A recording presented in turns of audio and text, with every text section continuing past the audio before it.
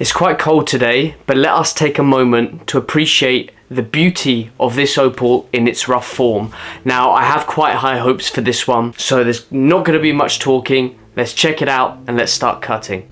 This is what we call a clear skin knobby. It's a piece of rough opal that has no potch, sand or matrix that's hiding the colour bar. This is the stone while it's dry, and we can see that there are some quite large and obvious inclusions that are going to have to come out when we get across to the wheels, including this sand spot in the side and these pits that are on the surface.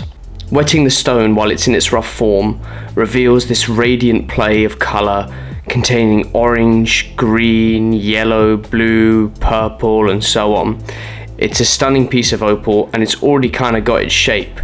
Despite the fact we're going to have to remove these inclusions, I suspect that the more we polish this opal, the brighter and better the colour and colour play will become. I know you'll be interested in knowing how much it weighs, so I'll reveal that now before we go over to the wheels. Right. So here we are, let's get some water on and cut straight to the chase. The colour play is just electric on this stone. And the first things first is always take out the inclusions. That big pit in the side, no choice but to bring it out. Take a quick look, see how far it goes in. Now, unfortunately you won't pick this up very well on the camera, but it's giving me a good insight into the stone and it looks like it's almost out. So that's great news. It's now at a point where I reckon I can roll that out, so we clean up around the edges. Should be a really nice high dome piece.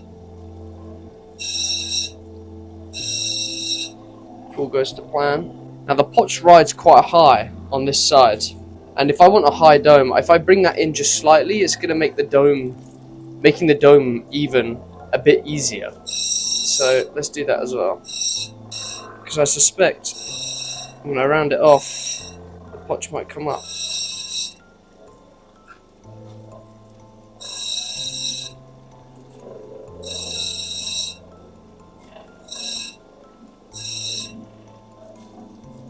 So we're taking some of that skin off. The camera's just not picking up the quality of the colour quite how I wanted it to. But you can see how just brilliant that is. We've got a sand spot in the face still. And it looks like it will come out if I roll it. Problem is, it's such a white sand, it's very hard to see. Now this stone weighed over 2 carats, and it's safe to say I'm going to have more than a carat stone left, unless there are some inclusions that are just hiding.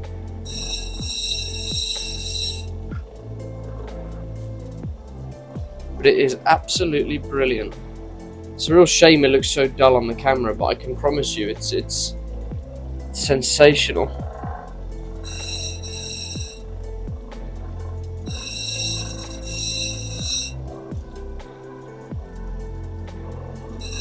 Okay, let's round it off now.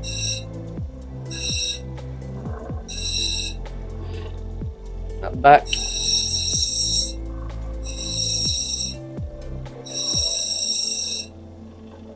Round it off a bit.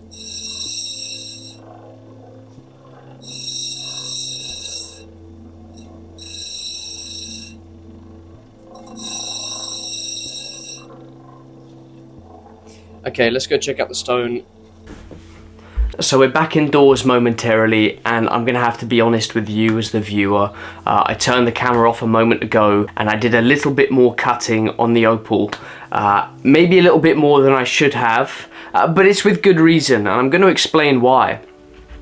Obviously the colour on top is clear and we've got some nice colour play, but that white base could be hiding some amazing colour, and I do believe it's hiding better colour than what is on top.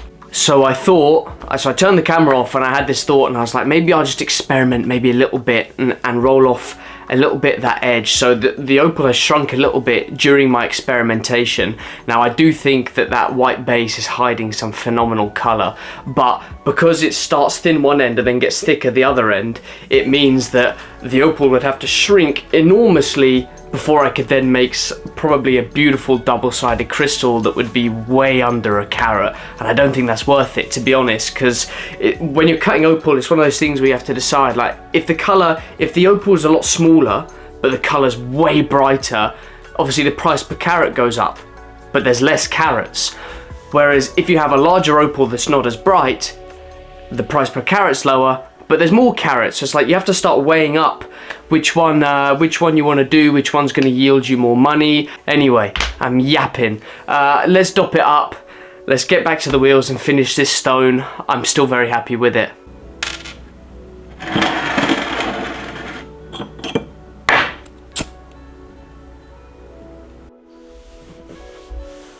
I'm gonna be honest, I was just about to dop up that opal and I can't stop thinking about the colour that's gonna be on the other side. This is one of those times where being an opal cutter can keep you up at night. It's just, decisions like this aren't fun and they're not easy, but you've got to trust your gut sometimes, and my gut is telling me that that white cap or the white base is hiding something phenomenal, and it's worth making the stone smaller to achieve that. So you're gonna join me on this journey. We're gonna discover this together. I trust my gut, and there's something right about this. Hopefully, hopefully I don't eat my own words. All right, this is it, ladies and gents. I am taking the plunge. I just believe it has to be done. It's a nice color, but I do believe this will be better.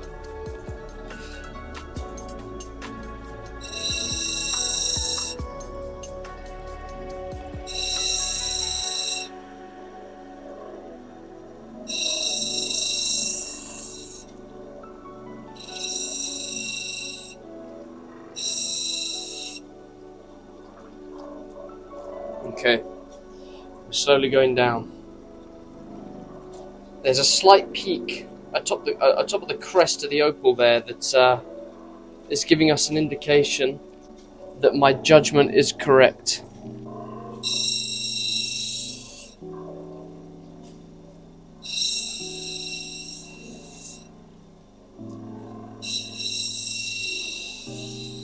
Come on, give us more. Give us more to show. Make my words come true.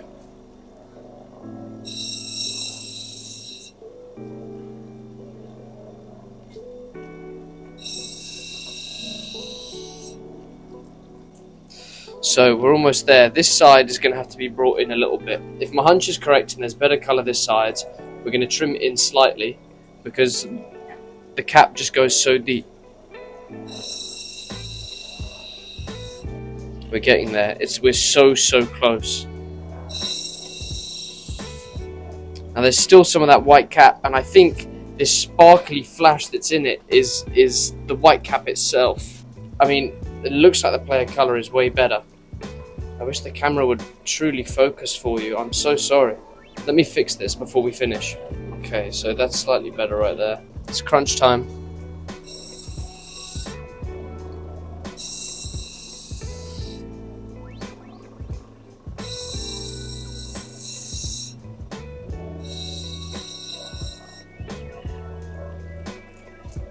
I think I was right.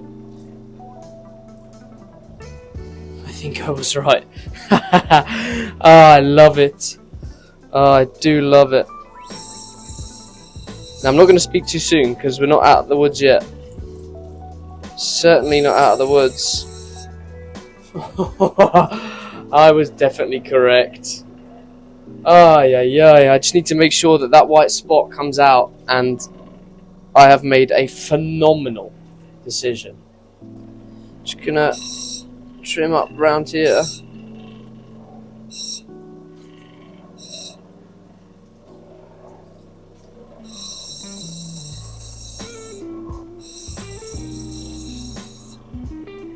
Alright, I'm gonna show you the finished result inside. Oh my days. What a judgment call. What a judgment call. I'm being really slow and gentle now, because because I don't want to remove any of this brilliant colour that isn't necessary.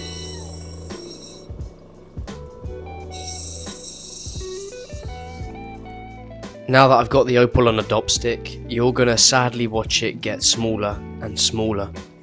That white cap, or the matrix, whatever you want to call it, just went way deeper than I thought it would. And although my intuition and my gut feeling was correct, that the colour would be way better on this side, although I was right, it meant that the stone has got a lot smaller. I should have listened to myself earlier when I was talking to the camera and mentioning the fact that although the price per carat goes up, the weight decreases, so what's really the point? And I don't know, maybe I was taking a punt, a bit of a risk, but not every cut can go well. You can't have the good cuts without the bad cuts. You can't have the good days without the bad ones.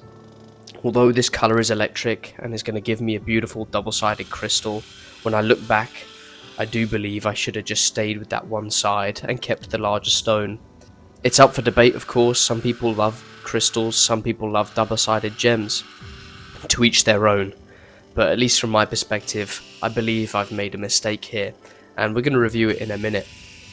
But for the time being, it's just about shaping up the stone, making sure all the inclusions are out, and that the stone is perfect. I've lost so much weight at this point, it can't afford to have any imperfections. This needs to be pucker, it needs to be perfect. And that's what we're aiming for now.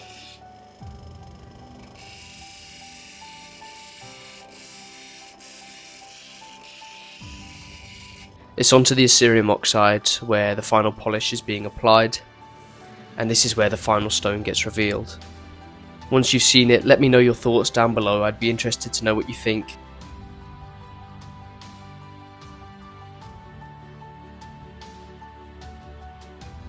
So this is the stone that we've ended up with.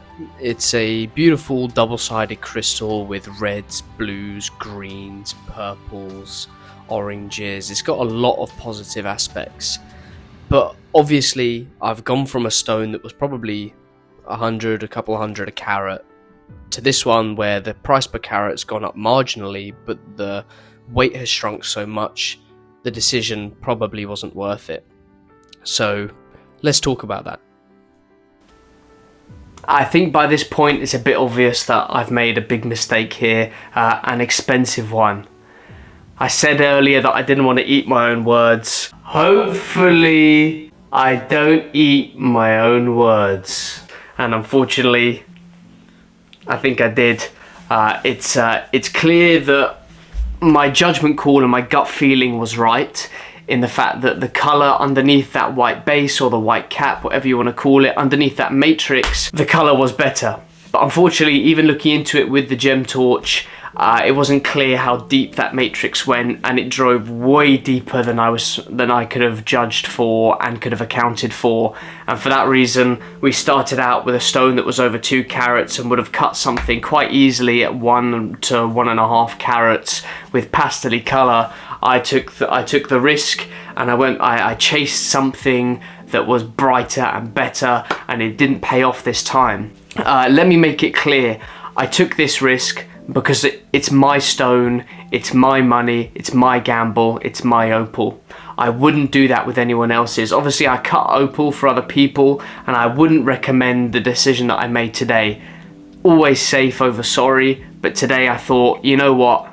Sometimes you've got to take a punt, and it didn't pay off this time, and that's unfortunate. You know, I pride myself on being a professional, and today I made a mistake. Professionals make mistakes all the time. Boxers get hit. Golfers miss their shots, drivers miss their lines or their breaks, whatever, name any example you want to. Professionals make their mistakes sometimes, and unfortunately I just happened to film mine today, and I wasn't really sure if I was going to record this video anymore or release it. I was thinking maybe I should just delete the footage, that way people won't ever know that I made a mistake on this one. But that's the beauty of this channel. I'm upfront, I'm honest, and I'm transparent with everything that I do, and I show the wins as well as the losses. Like, I don't want to paint opal cutting to be this glamorous win after win after win after win. It's not like that, and it never is, and I want to keep this channel like that. It's just, you know, I'm gonna show my wins and my losses. Again, like I'll cut opal for other people. I would never recommend what I did today. It didn't pay off. Big deal. It happens. I've cut loads of other opals this week, and I'll show you those now. I've done pretty well. By all accounts, there's some really nice colour there, and you know, so what? I made a mistake. Let me know what you think down in the comments below. I'm probably going to cop a lot of hate or a lot of flack for this video, but you know, hopefully it shows the true nature of opal and the opal cutting world. Leave a comment with your thoughts, leave a like if you've enjoyed this video, it helps me out tremendously, and of course if you want more opal cutting videos, subscribe. It's free, you can always undo it, and there's plenty more footage to come, and hopefully there are some winners next time. But I seriously ate my own words today, and I'm humbler for it. Anyway, thanks for watching, and I'll see you soon.